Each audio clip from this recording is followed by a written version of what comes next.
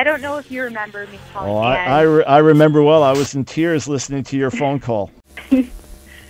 And I just wanted to call you. My sister, the one who came out of homosexuality, Amanda.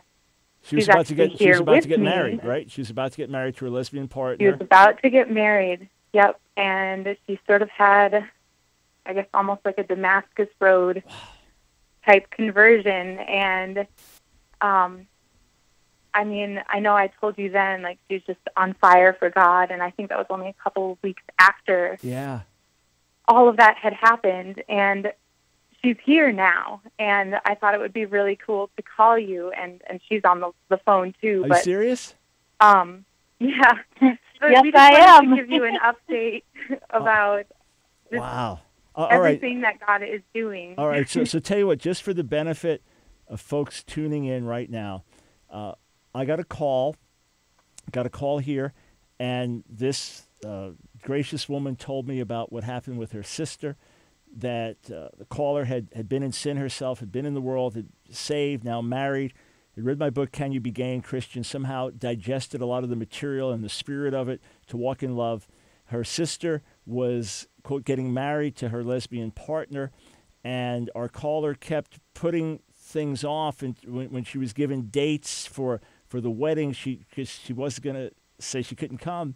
So she and her husband had just finished an intense season of prayer during which her sister had contacted her again, like, hey, I need to hear from you so we can fix the date for the wedding. And she shared the gospel with her, shared where she stood and why she couldn't come to the wedding, waiting to be rejected. Instead, found that her sister was under conviction, went out to be with her sister, flew across the country to be with her sister, who was still with her lesbian partner there. Her sister came under conviction, was born again, broke off the relationship, and that's the last I heard. So I'm speaking to Andy and Amanda. And Amanda. Amanda, how wonderful to hear from you directly. Tell me what happened in your life and what's going on. Well, basically my life has been flipped upside down and inside out, as we could all expect, I guess. But God has been incredibly wonderful and has just blessed me and my family, and this whole journey has just been incredible. And I can't thank you enough for giving my sister the, I guess, words or confidence to talk to me and kind of stand up for the Lord. And yeah, I mean, I guess right now I'm kind of working on leaving everything behind. I mean, I was with my partner for over 2 years, and we were set to get married. So it's kind of been a process of splitting everything and doing all that. But we were working on a music ministry, my sister and I. And I hope to be a blessing, and that God can work through us in that way.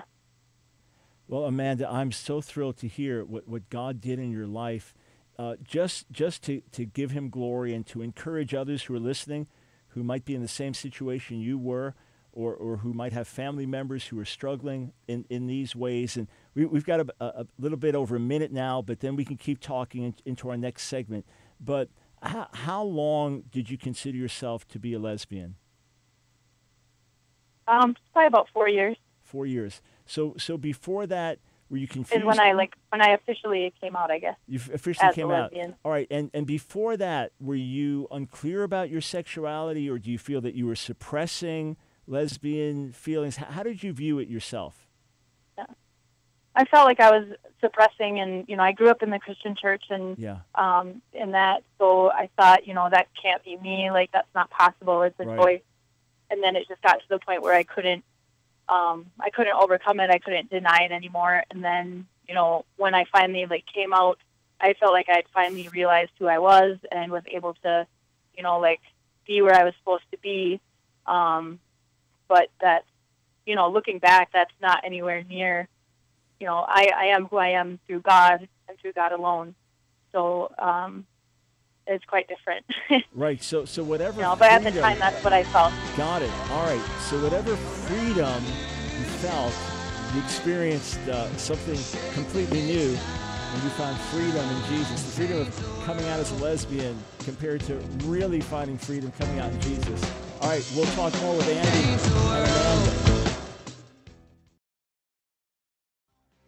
I remember where I was when I got the call from Andy in Utah, telling me about her sister who had come out of lesbianism, was about to get married to her partner. And through Andy's witness and she and her husband praying for Andy's sister Amanda for many months, crying out to God for salvation, God visited her. I remember where I was. I was broadcasting from a church office in Florida where I was speaking at a conference, and it was a makeshift setup. I had the microphone on top of this, the pillow over here to try to balance things out. I remember where I was, and I remember being so thrilled that we went through the trouble of broadcasting live that day on the road, and I was in tears as she shared the testimony and was so gratified to hear how my book, Can You Be Gay and Christian, had provided the words and the theology and the spirit with which Andy could minister to her sister Amanda. So the last we heard, it was brand new. She had just come out of this lifestyle, broken off with her partner, all of her friends, everyone she was surrounded with. They were gay and lesbian, and Andy had gone there to help her share the gospel. So now we get the update. We've got Andy and Amanda on the air together. So Amanda, when you spoke to Andy on the phone and she said she couldn't come to the wedding and she began to tell you why and give you scripture, what was going on inside of you? I was devastated. I guess God had to be working within me prior to that conversation. And that was kind of just that last straw. Mm. And then I found myself like reevaluating everything. Yeah. And that it was kind of like a wake-up call, like, do you really want to do this? Is this really, I felt like I was choosing, prior to even, like when I initially came out, I felt like I had already processed, like, can I be gay and can I be a Christian? Right. And it's true when the Bible tells us that we will find people to tell us what we want to hear, and pull it from the Bible so that we believe it's from the Bible. And, that's what I did. So I felt like, years ago I had already kind of been through this, and here I was again, like, asking myself that same question. Mm-hmm. And I just knew that, like, I either was going to choose a life of homosexuality and go down the same path and deny God, or I was going to stop and turn around and go the other direction. And, there was so many complications with, that type of decision, but it was simple. I spent time in prayer, and for the first time I actually, like, went to the Bible myself. Wow. After praying and just pleading with God to show me what I want to, like, I'm willing to drop everything. And it's like when you become a true Christian, because like I said, I grew up in the Christian church. I knew about God, I knew about Jesus, I knew about the gospel, but it had never really become true or real for me. And it's like when you become a true Christian, your entire perspective is flipped upside down. It's like the way the world thinks is completely opposite the way Christ teaches us through His Word. So, money doesn't matter, status doesn't matter, friends don't matter. To some extent, family doesn't matter. Like, the only thing that matters is Jesus Christ and God's will for my life. And I knew that, like, if I was going to leave homosexuality, everything was going to be dedicated to God, because I felt like I lost everything. And I did. I lost everything, and I'm so thankful for that. It's just incredible what He has been able to build up once I let go of everything I was holding on to. And my view of homosexuality now is just, like, I was being selfish. Like, I thought that my sexual desires was the most important thing about me, and it defined me, but it didn't. The only thing that can define me is God. And living the life. Stay right there. Stay right there. You have said so many things I've said for so many years, and you've articulated it from your own experience so wonderfully. Stay right there. We're going to continue talking. I'm speaking with Amanda, who came out of lesbian lifestyle, was about to marry her partner when her sister Andy, who's also on the line, shared the gospel with her. and Amanda was radically transformed. She said, "I've lost everything, and I'm so thankful." And she's speaking like someone who truly knows the Lord. Amanda, and then I want to go back to Andy in a moment. But Amanda, when you went to tell your partner what happened, can you describe what you were feeling and what actually transpired? I was feeling every single emotion imaginable at that time. I didn't know how she was going to act. I was afraid, but I was excited at the same time because it was literally the first step. Like, it was me taking that step in faith, and to begin my journey with the Lord. And my partner, the situation could have been extremely difficult, but my partner at the time actually made it much easier. She was completely supportive of whatever decision I felt like I needed to make. Really? And I couldn't have asked for anything more. I know that even if she wasn't supportive, the way I was expecting it to go was quite the opposite that it went. But I knew that even though the situation would have or could have been worse, the end result would have been the same. But it was pretty incredible to have that support, because it definitely made it a much smoother transition.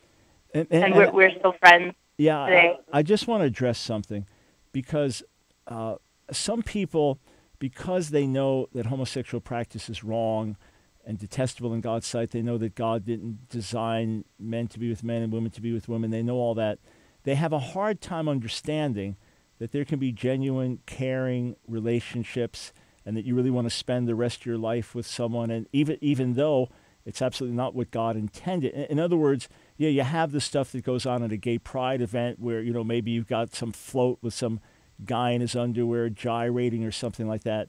But from your perspective, were you looking at this like, here's a woman I love that I want to spend the rest of my life with, and that's how she looked at you? Oh, definitely. I mean, it was like two souls, we never really looked at gender. That's kind of how it was for us. Right, and the church needs to understand like that. Like a man separating with a woman.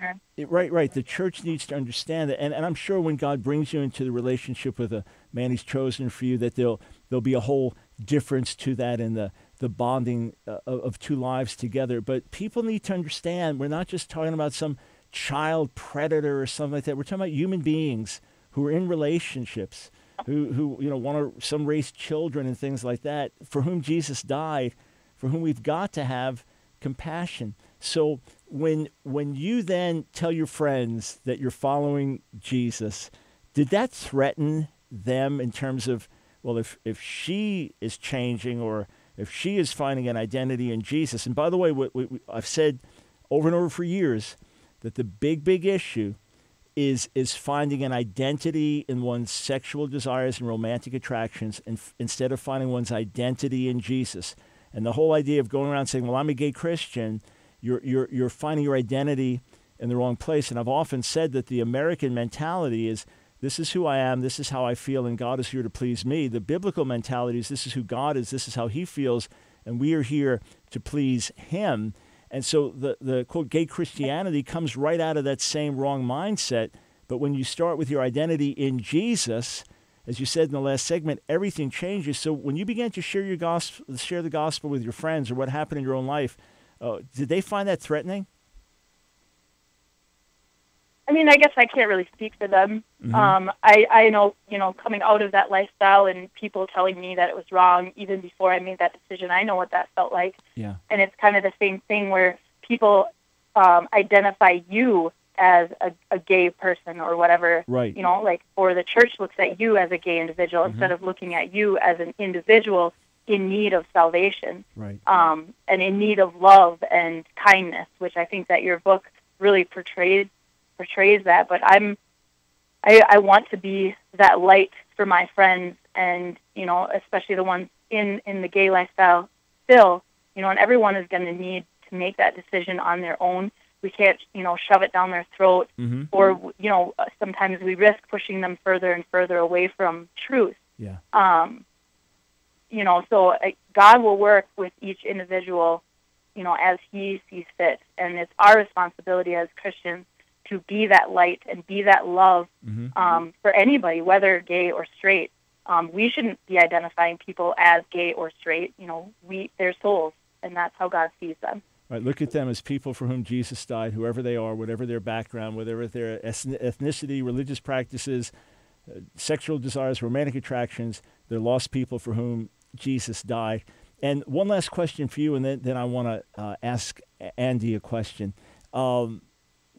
What has your life been like now in the Lord? You alluded to it briefly, but if someone said, well, you must be miserable, or you gave up everything, or now you're just going to follow religious tradition and be deprived, what would you say to them? Well, I say I am against religion, but I am for God. That's the biggest thing for me.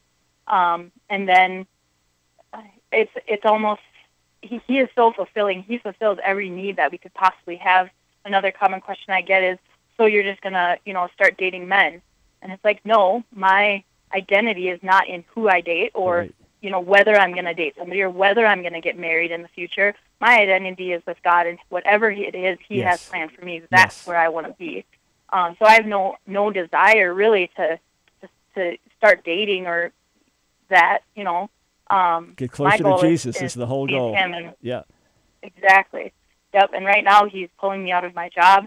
He's pulling me out of Minnesota, where I currently live, and I'm moving to Utah to work with my sister with this music ministry. And I'm just very excited to see where He is going to lead us. Wonderful. Yeah, and your whole identity is found in Jesus, child of God, following the Lord, and the calling is holiness.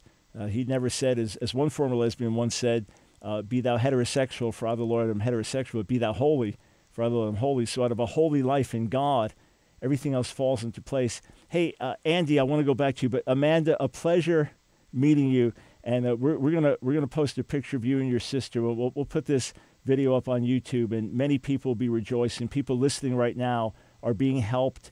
Some are listening and they're struggling, and you're giving them hope, Amanda.